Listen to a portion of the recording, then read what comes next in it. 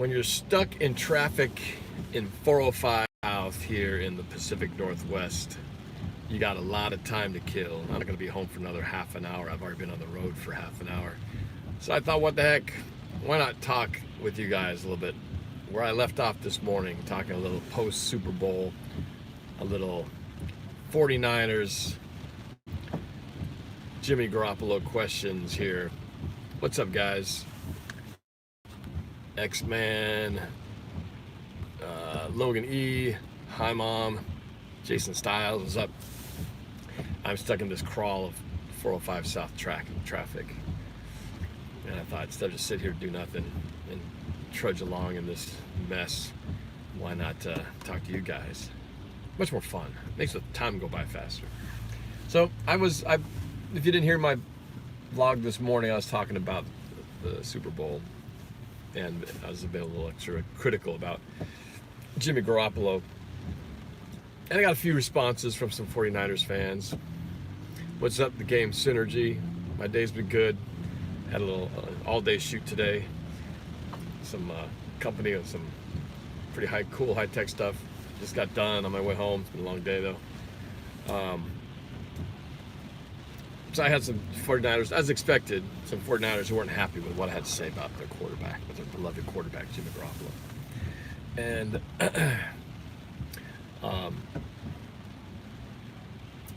should I feel bad about take that back.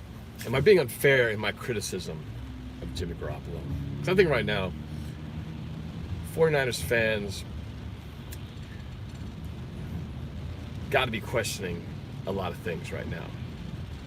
Look, and I expect it, because you lost the Super Bowl, the biggest game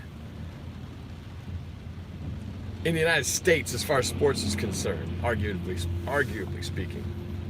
You lost the Super Bowl, and you had a chance to win it. You had a chance to hold on to a lead and win it. Had a chance to come back and win it. Failed at both. And look, you can make fun of me too, because I know that feeling as a fan. When we had our last Super Bowl appearance, it was the same thing. We were up by 10 points, and we blew the lead. Now, the difference was our quarterback did get us down the field, got us to the 1 yard line. 1 yard line, and we all know what happened after that. But our quarterback did make the throws to get us down there. And one of them was one of those spectacular catches that nobody will ever talk about again, because we lost. Should have been up there with a Tyree helmet catch and all those other amazing catches, immaculate reception, when they talk about these great plays. That should have been one to go down in Seahawks lore and NFL lore in general as one of the most amazing catches. The Jermaine Kearse catch at the 5 yard line, where the ball hit every part of his body, literally. And he almost got up and ran into the end zone with it. But unfortunately, didn't go right after that. Point is, Russell Wilson got us down the field, made the throws in the 2-minute drill to get us down there. Jimmy Garoppolo was the same exact situation. He had to go, I think, 85 yards to do it. He actually got the team to the 49 yard line. 49ers got to the 49 of Kansas City, I believe, when that pass that he had the chance to then hit, I think it was Emmanuel Sanders on the post pattern that he overthrew. And I got people 49ers fans getting defensive. And I can understand. You guys are pissed off, you're upset, you feel robbed, you feel like, I don't know, you feel who robbed you, who robbed yourselves. You know, defense robbed you, didn't make the stop. Your coach robbed you, you could have handled the play calling, could have handled the time of the play clock, the play selection possibly better. And let's face it, Kyle Shanahan, in his last two appearances in the Super Bowl, has not fared very well in the fourth quarter. In fact, he's been terrible. Right now, that's his legacy. And when it comes to Super Bowl appearances, granted, he was the offensive coordinator with the Atlanta Falcons when it happened the first time in the Brady comeback, Patriots comeback in Super Bowl 53. That's another story. He was head coach now this time and had a 10-point lead, couldn't hold on to it. So I understand the frustration. I understand being angry at other people who are having fun, you know, like myself, poking at the things that you failed to do to get the job done. And actually, reality is we're relieved that you didn't get the job done, because as I said before, the only reason I was hoping you guys would not win is because I hate to hear from fans like you to talk smack like fans like me talking now at fans like you. If you had won the Super Bowl, it would have been, ugh, wouldn't want to hear it. So I understand the feeling to have to defend yourself, to defend your team, to say, oh, it's not our quarterback. Our quarterback is great. Look at what he did this year. Over 4,000 yards and 25 touchdowns. We weren't expecting to go this far. La, la, la.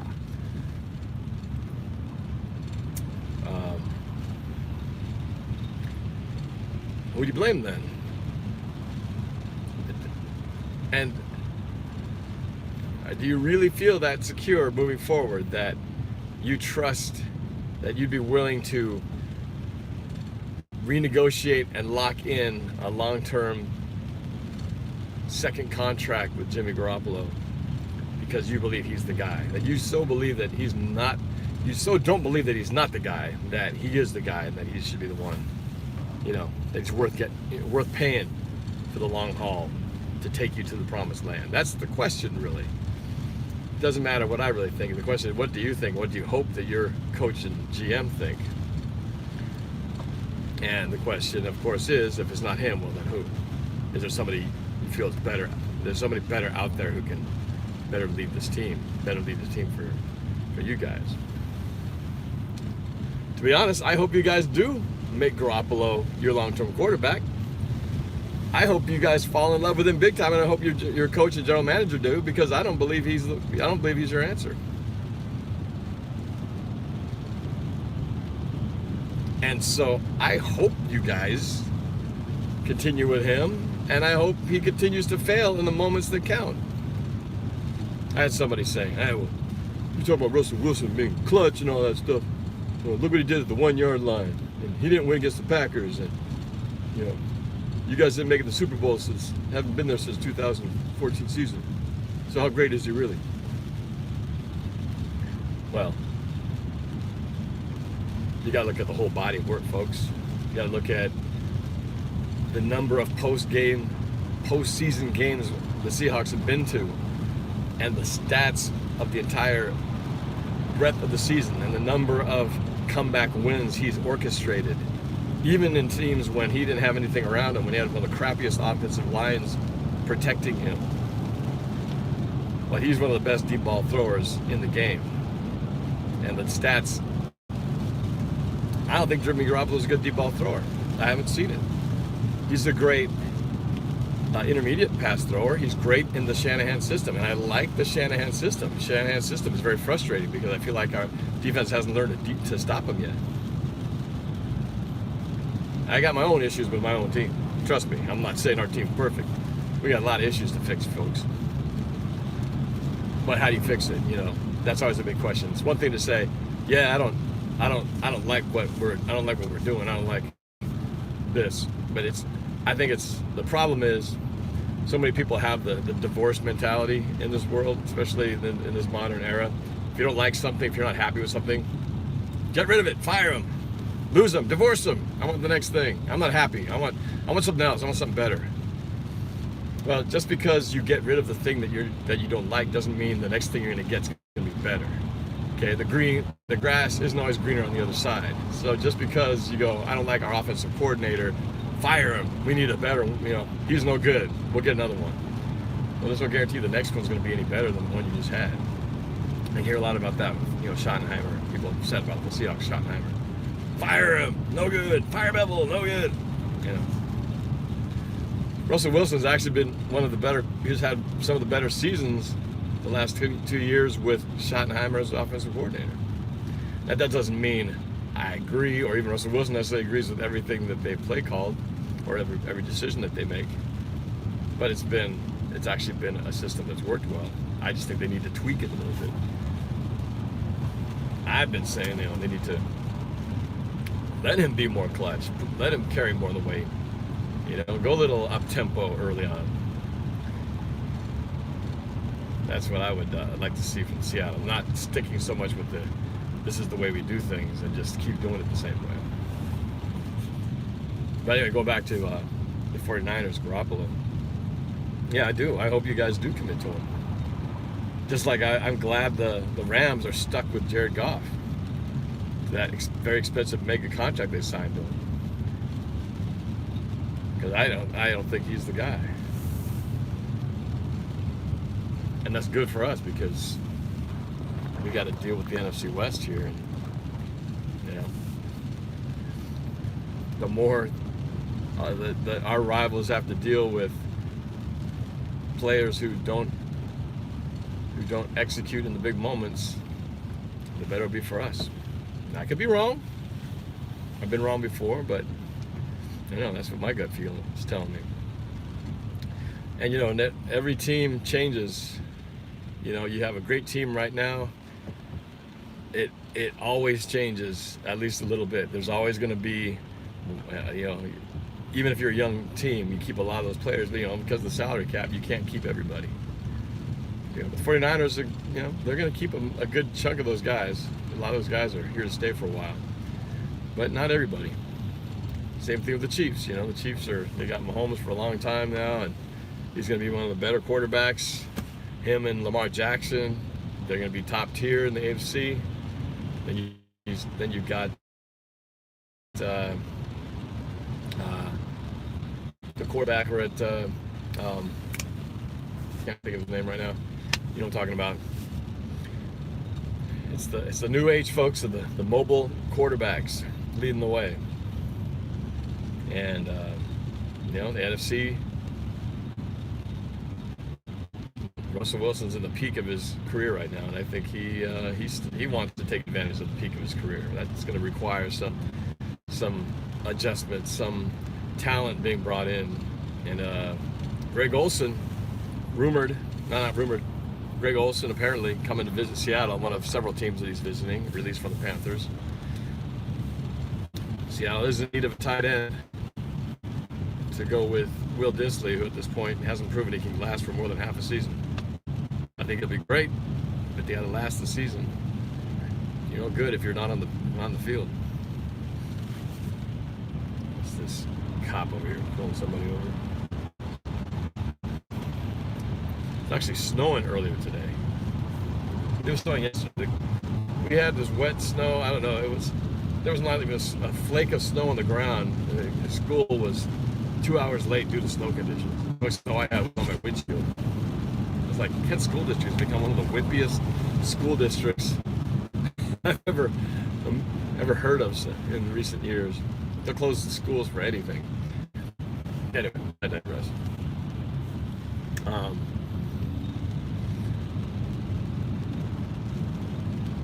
But I do like the 49ers offense. I do like what they do. It's very creative, very schematically interesting. They do a lot of pre-snap motion. There's a lot of cloak and dagger, a lot of misdirection. It's fun to watch.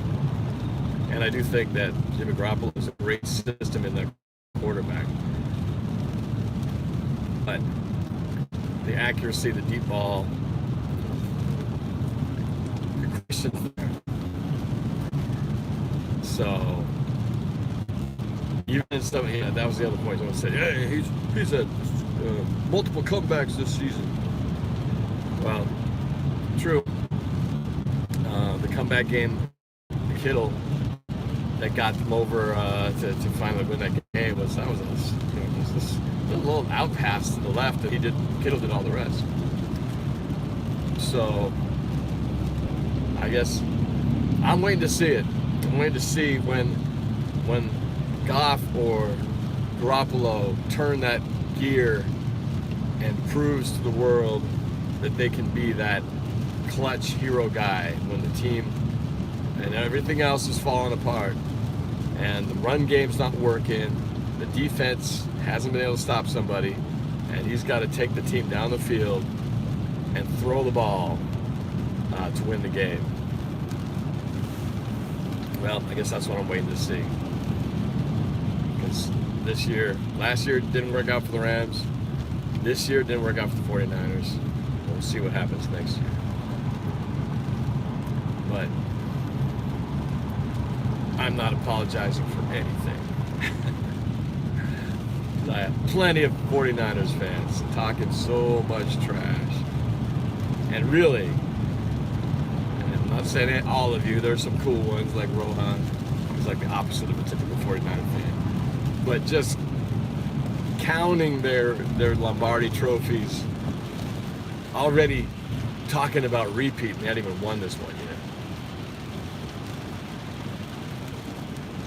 Triple G Mono. I love your commitment to being on my chats and stuff like that, man, and taking the time to call in. But man, you talk some serious smack, man. And I'd like to hear what you have to say now. I'm gonna have to do a call-in session later this week and open it up and encourage 49er fans to call in, because especially from Triple G Mono, because you went on the line and you talk a whole lot of stuff. And yeah, you promised me a great performance from Jimmy Garoppolo. You promised me that the Niners were going to not only win this one, but win the next one. So I'd like to hear what you have to say now, since none of that worked out. And whose fault is it? We're an easy target when, you know, all else fails and you got me trash on the 49ers. It's easy to say, look at Russell Wilson, Super Bowl 49, 1 yard line. That's like, come on, be more creative than that. That's the easiest cop-out comeback you can come up with. But yeah, I was pissed off after that. I didn't blame Russell though. If you look at the play, I broke that play down. So shortly after it finally happened, we finally had the willpower to watch the play again after it happened in person. That wasn't Russell Wilson's fault. They shouldn't have ran the play in the first place, in my mind. They should just lined up a goal line formation, giving it to Michigan. That's a whole nother story. But yeah, that wasn't Russell Wilson's fault. The ball was actually thrown well. I blame a combination of things. And I really credit some things to the Patriots. Credit Brandon Browner for locking up Jermaine Kearse, who was the one who was intended to get into the way of Malcolm Butler. Of course, Malcolm Butler made a great break on the ball and hopefully picked it off. But even with all those things happening, if Ricardo Lockett attacks the ball with two hands this way instead of waiting for it like this, he at worst catches the ball and is stopped for no gain. Maybe it's incomplete pass, but it's not intercepted if he attacks the ball with it this way. And that drives me nuts when receivers, and I've seen it happen in the Packer game. A couple of our receivers did this too, where instead of attacking the ball like this, circling up your hands and attacking the ball, instead of waiting for it to come to your body. That's why Malik Turner dropped that ball. That's why I think Hollister dropped the ball earlier in the game, because they were waiting for the ball to come to them instead of attacking with their hands. You know, how many times we see the balls land into the breadbasket or hit them in the chest and bounce out? Use your hands attacking. I remember my coach used to tell me that. Circle up. That means, you know, attack the spiral, the nose of the ball with your hands and look it into your hands. You know. Anyway. Not like I'm some NFL receiver qualified to talk, but hey, the reality is with physics, if you had seen that multiple times, if receivers do that, they avoid a lot of negative situations, and that was no exception in Super Bowl 49. My point is, bringing that up,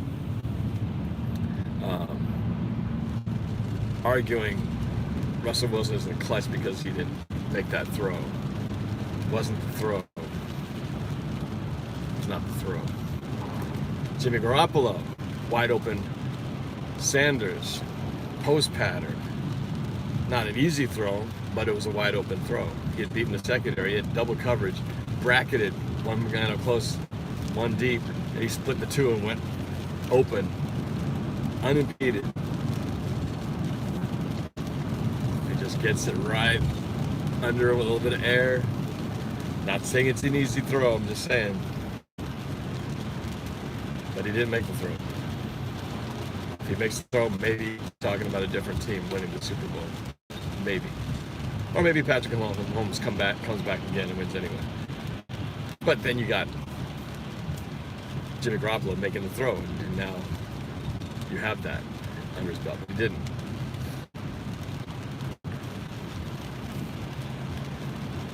Anyway, so those are just a few thoughts I have about Super Bowl already. Time just keeps going by so fast. It's crazy. Crazy. Next year, who knows what's going to happen?